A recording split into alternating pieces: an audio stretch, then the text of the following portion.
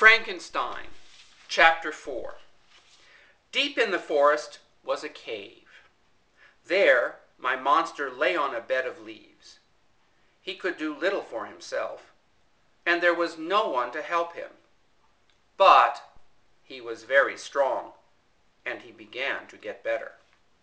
At last he was ready to leave, ready for Victor Frankenstein.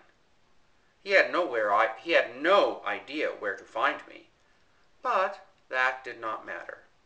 For there had been a letter in that jacket of mine, and it told him where my family lived. It was in a town high in the mountains, far away. When night came, he set out. He stayed away from roads, for there are people on roads, and how he hated them all. Following the stars, he made his way through forests. He crossed wide rivers. He came to the mountains and started to climb. Then, at last, he saw the town. He was just outside of it in a wooded park. It was time to rest and think about what he would do next. Just then he heard someone laughing. He quickly hid behind a tree. From his hiding place he saw a young boy. The boy was coming nearer. Suddenly he thought, "The boy is so young that I can teach him. I will take him away with me, and he will learn to be my friend." As the child came by, the monster grabbed him. "Don't scream, boy," said the thing. "I am not the way I look. There is nothing to be afraid of." But the child was very scared. "Don't eat me! Don't eat me!" he begged. "I won't eat you. Hold still. I only want you to be my friend. But now you must come along with me to the forest." "You can't take me," the boy cried. "My father will punish you. He is Mayor Frankenstein." When the creature heard this, he lifted the boy into the air. "You are a Frankenstein? Where is my enemy? Where is Victor Frankenstein?" My poor brother kicked and screamed and tried to get away, but the thing put his hands around William's throat and shook him. True, he only meant to make him quiet down, but it was a child's throat. William stopped moving. My dear, sweet little brother was dead.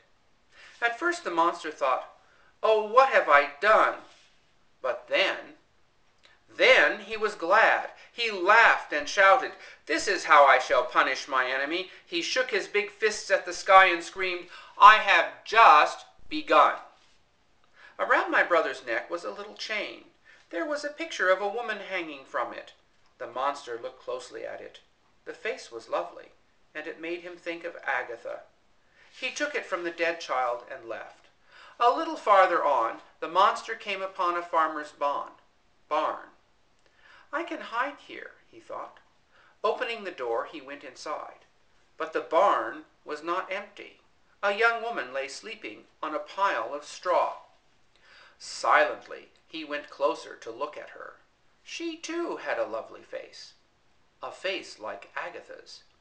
Tears came to his eyes. He bent over her and whispered in her ear, "Awake, my dearest love, and come away with me forever." The girl started to turn toward him, and suddenly my monster became afraid. No, I dare not wake her," he thought. "She will look at me like all the rest. She will show me how she hates me. She would never love me, never."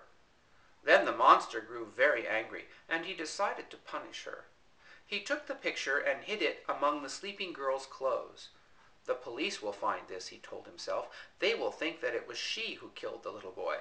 Ha ha! They will put her to death for it, while I will still be free. Free to laugh and laugh in the face of Victor Frankenstein."